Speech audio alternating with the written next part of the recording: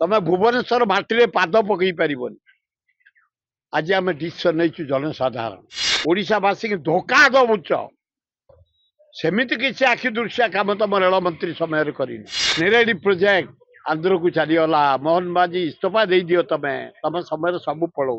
ଆମ ଇଷ୍ଟ କୋଷ୍ଟ ଜୋନରେ ପଲାସା ଇଚ୍ଛାପୁରମ୍ ସେକ୍ସନ ରହିଛି, ରହିବ। ପଲାସା ଇଚ୍ଛାପୁରମ୍ ସେକ୍ସନ କୁ ଇଷ୍ଟ କୋଷ୍ଟ ରେଲୱେ ଯୋଉ ତମେ ଚେଞ୍ଜ କରୁଛ ତା ବିରୁଦ୍ଧରେ ସ୍ୱର ଉତ୍ତୋଳନ କରି ଆମେ ଦାବି କରିଛୁ। ଆମ ଇଷ୍ଟ କୋଷ୍ଟ ଜୋନରେ ପଲାସା ଇଚ୍ଛାପୁରମ୍ ସେକ୍ସନ ରହିଛି, ରହିବ। ତା ସହିତ ମୁଁ ଭାଷଣ ଇନକ୍ଲୁଡ କରିକି ଆସିଛି। ତମେ ରେଳମନ୍ତ୍ରୀ ଅଷ୍ଟମ ବଷ୍ଟମ ଓଡ଼ିଶାରୁ ଯାଇଛ, ଓଡ଼ିଶାର ପ୍ରତିନିଧିତ୍ୱ କରିଛ, ରେଳମନ୍ତ୍ରୀ ହେଇଛ। ଯୋଡ଼େ କଥାରେ ମୁଁ ତମକୁ ଧନ୍ୟବାଦ ଦେଇଛି।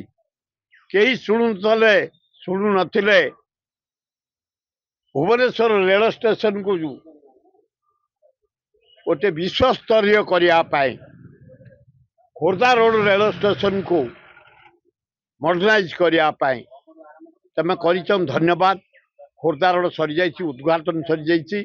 ଏଟା କାମ ଜୋରସେ ଚାଲିବ। ୟା ବୋଲି ଓଡ଼ିଶାର ପ୍ରତିନିଧିତ୍ୱ କରି ତମେ ଆମ ଇଷ୍ଟ କୋଷ୍ଟ ଜୋନରୁ ପଲାସା ଇଚ୍ଛାପୁରମ୍ ସେକ୍ସନ କାଢିଦବ, ଆମେ ବରଦାସ୍ତ କରିବୁନି। ତମେ ଭୁବନେଶ୍ୱର ମାଟିରେ ପାଦ ପକେଇ ପାରିବନି। ଆଜି ଆମେ ଡିସିସନ ନେଇଛୁ ଜନସାଧାରଣ ଓଡ଼ିଶାବାସୀକି ଧୋକା ଦଉଛ। ସେମିତି କିଛି ଆଖି ଦୃଶ୍ୟ କାମ ତମ ରେଳମନ୍ତ୍ରୀ ସମୟରେ କରିନି। ଲିଙ୍ଗରାଜ ଏକ୍ସପ୍ରେସ ଯିବ ଭୁବନେଶ୍ୱରରୁ ଦିଲ୍ଲୀ, ବମ୍ବେ, ଭୁବନେଶ୍ୱରରୁ ଏପର୍ଯ୍ୟନ୍ତ ହେଇପାରିଲାନି।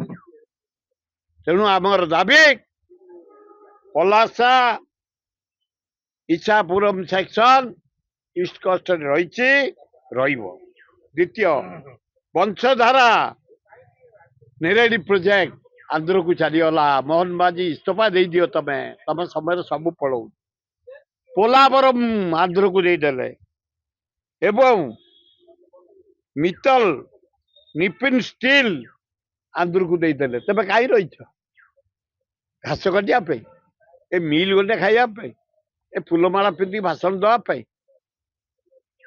ଅଲାଜୁକ ପ୍ରାଇମ ମିନିଷ୍ଟର ଆନ୍ଧ୍ରକୁ ଯଦି ଏତେ ପ୍ରେମ ତମର, ଆନ୍ଧ୍ରରେ ରହୁନ। 20ଟା MP ଆମେ ଦେଇଛୁ। ସବୁ ଆମ ରାଜ୍ୟରୁ ପଳେଇବ। ନିରୀହ ଚିଫ ମିନିଷ୍ଟର, ଭଦ୍ର ଚିଫ ମିନିଷ୍ଟର, ଆଦିବାସୀ ଚିଫ ମିନିଷ୍ଟର, ତାକୁ ଇଜିଲି ପାଇଛ। ସବୁ ନେଇଯିବ ଆନ୍ଧ୍ର। ସେ ଦାଣ୍ଡରେ ମାଡ଼ ଖାଇବ। ମୋହନ ମାଝୀ ଭଦ୍ର ଲୋକଟିଏ, ତାକୁ ଅପଦସ୍ଥ କରୁଛ। ଅଲାଜୁକ ଆମେ କେବେ ଛାଡ଼ିବୁନି।